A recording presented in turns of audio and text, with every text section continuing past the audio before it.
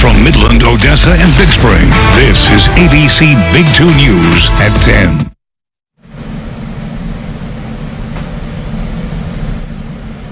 And how many scores of little children who witnessed what happened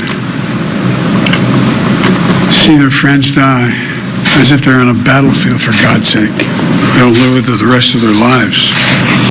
Well, tonight we are still following that breaking news out of Uvalde. Good evening, I'm Carson Bush-Jost. And I'm Madeline Bierster.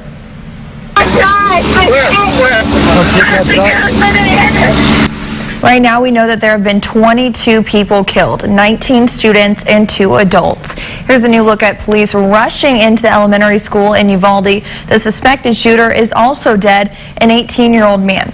18-year-old Salvador Ramos is the suspected gunman in this shooting. Governor Greg Abbott says he lived in Uvalde and shot his grandmother in her home, then went to the school. Now we're learning more about Ramos and what led up to this shooting. That's right. Here's ABC's Maria Villarreal from the scene.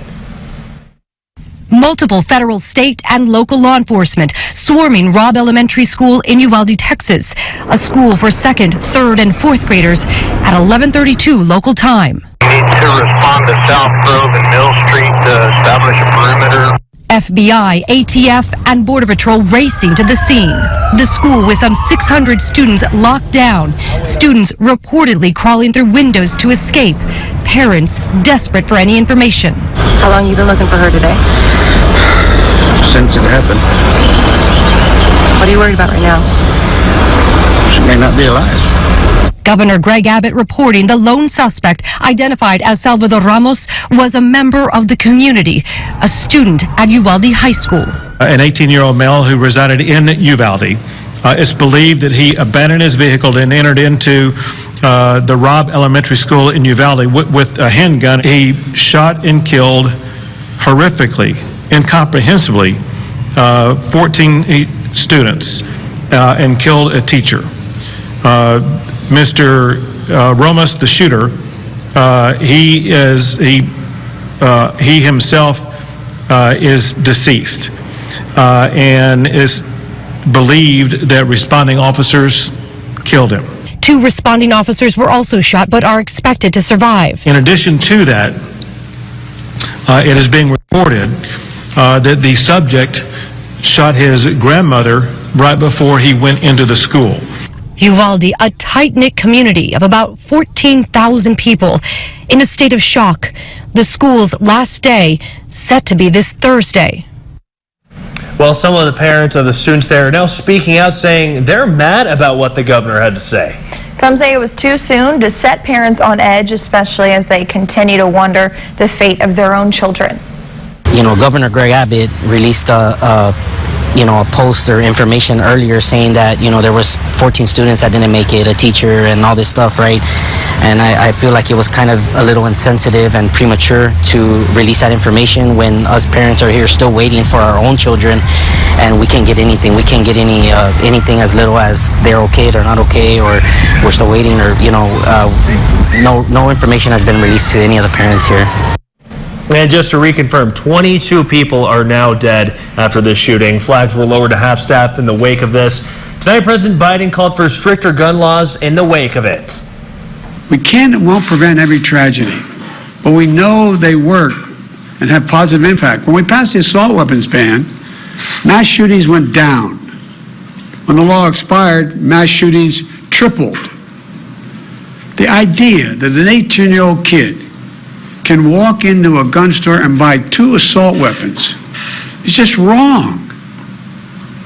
What in God's name do you need an assault weapon for except to kill someone?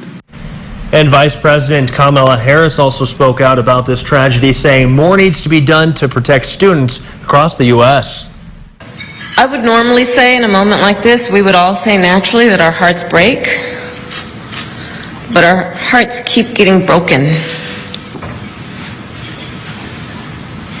I think there's so many elected leaders in this room, you know what I'm talking about. Every time a tragedy like this happens, our hearts break. And our broken hearts are nothing compared to the broken hearts of those families. And yet it keeps happening. So I think we all know and have said many times with each other, enough is enough. Enough is enough. Tonight, we're also learning more about those 22 people who were gunned down. The Texas Department of Public Safety says 19 of those were students. 2 teachers were also killed in the shooting, as well as the shooter. That brings the total death count to 22. Now, many are still being treated at area hospitals and are severely hurt. Now, we're hearing from the family member of one teacher who is fighting for her life tonight.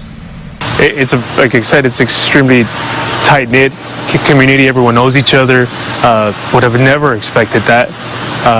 But I mean, who would? You know, but it's extremely sad. I can't imagine what everyone's going through. Everyone knows each other. Everyone's somewhat related.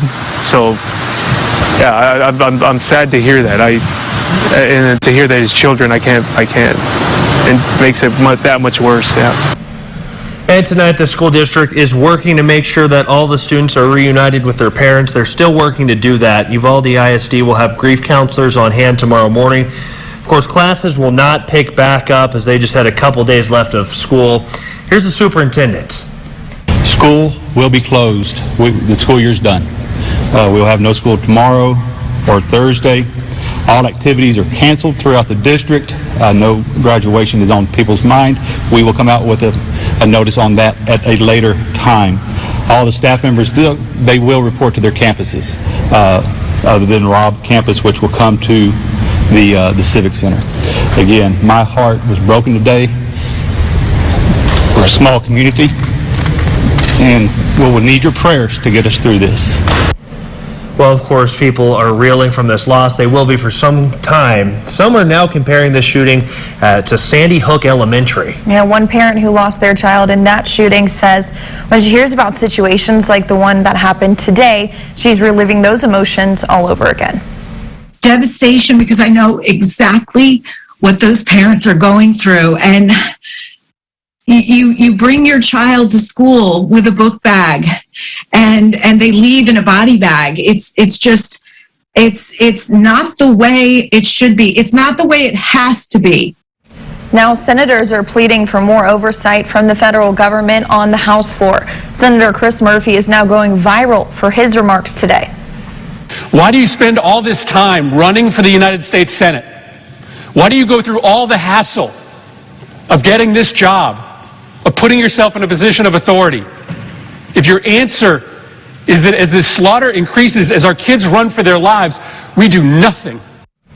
Now, there are some ways for you at home to step in to help. The Ector County Sheriff's Office is now collecting donations.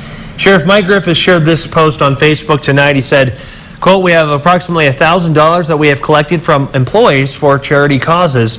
Tomorrow, ECSO will be collecting donations starting at 10 a.m. For anyone interested, you can drop off any donations at the Sheriff's Office. Deputies are also taking monetary donations that will be hand-delivered to the Uvalde Sheriff." You can read more about the effort to help people in the Uvalde community right now on yourbasin.com. There you can also get the latest updates on this story as soon as we get them. And coming up after the break, we'll take a look at our rain chances for the rest of the week now that our thunderstorms from today have moved on off to the east. Now, we're still dealing with high levels of trees and grass pollens, as well as moderate levels of that dust. Again, I'll take a look at our rain chances out there for the rest of the week and what that rain did to our temperatures coming up after the break.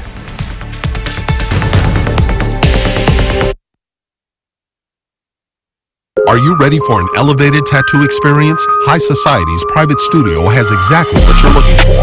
Upscale tattooing for upscale clientele. Our top quality tattoos and immaculate studio are unbeatable. Come and see the difference at High Society. Thank you, Permian Basin, for watching ABC Big 2 News. I'm David Muir. Watch World News Tonight at 5:30, followed by ABC Big 2 News at 6 with Madeline and Carson. Together, we're bringing you the big breaking stories in West Texas and around the world as they happen. It's the Bob Mills Memorial Day free event, and I promise nobody does free like me. This handsome reclining sofa and love seat and the $800 matching recliner, free. Don't miss the Bob Mills Memorial Day free event. Hi everyone, Winston Lewis here at All-American Chrysler Jeep Dodge Ram of Midland, and our 21st annual May Challenge is almost over, so don't miss the special deals just for you. Right now, during our Memorial Day sales event, you can drive home in this new 2022 Ram 1500 Tradesman Quad Cab for only $495 a month. That's with a savings of nearly $6,000 off MSRP. And remember, we want your trade. We'll give you our top dollar. So don't miss the May Challenge going on now at All American Chrysler Jeep Dodge Ram of Midland. And remember, it's our goal to become the only place to buy a car.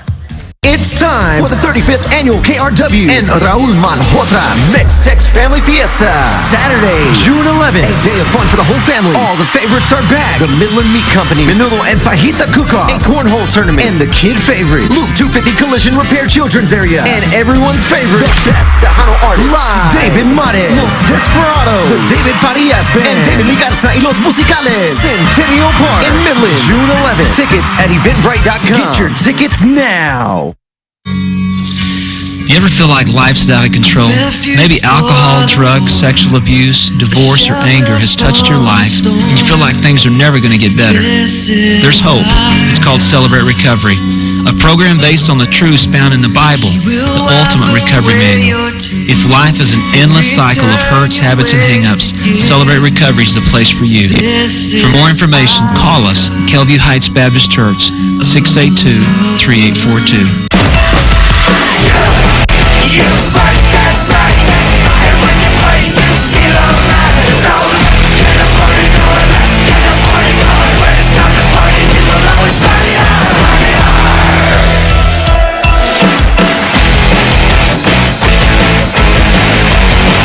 Sponsored locally by the Odessa Jackalopes.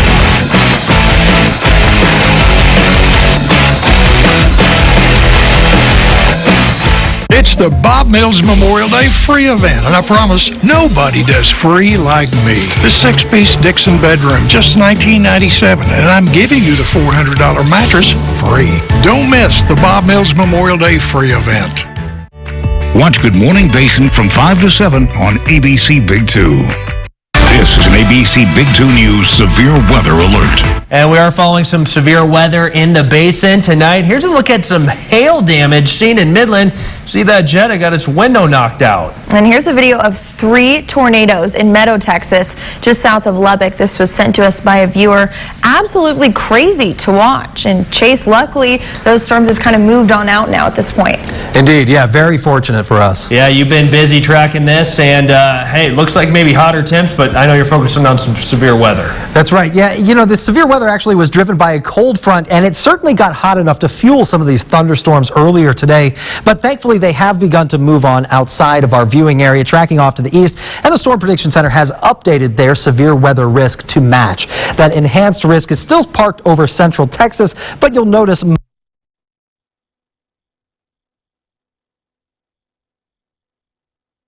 outlined in that marginal risk zone, as well as Terrell County. Now, most of the rain, again, has begun to move on off to the east outside of West Texas's bounds, and it's continuing to take that path. Now, notice also the shape of some of these thunderstorms, very organized. That line does begin to bow out, though, as those storms continue to track off to the east. That's actually due to wind pushing on that line and causing it to deform into that very, very very distinct shape.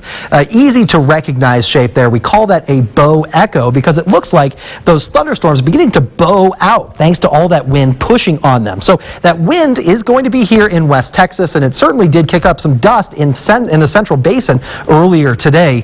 We did have a dust advisory here in Odessa and Midland earlier today, but now that dust advisory has tracked down to the south as those winds have tracked down to the south, and that's set to expire at 10:30 p.m. So we've got another, say, 15 minutes on that before that expires. But even after it expires, I don't expect that dust to settle down instantly. So be careful driving around if you're in southern Brewster, Presidio, or even in Terrell counties. Make sure to use a lot of caution and expect reduced visibility in those locations.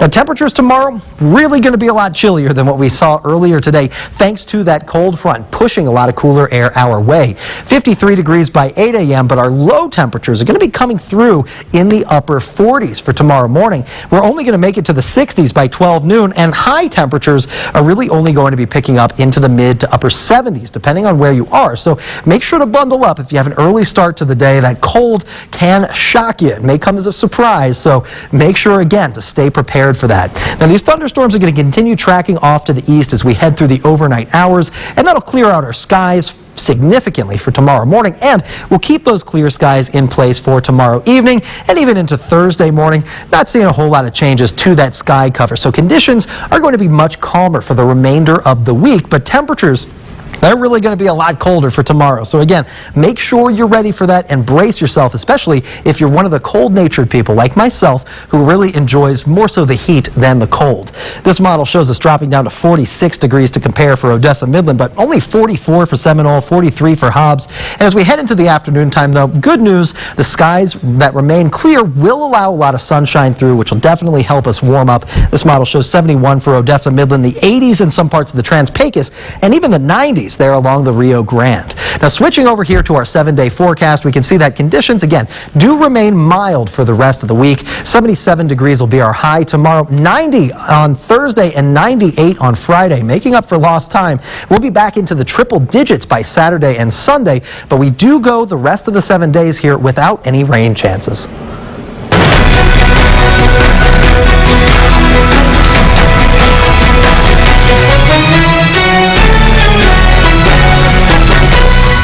We are your local election headquarters. Today is election day for runoffs in the primary elections, including a big one for the state of Texas, Railroad Commissioner. Tonight we're hearing from both of the candidates. Yeah, they both talked to ABC Big 2's Rachel Hallam.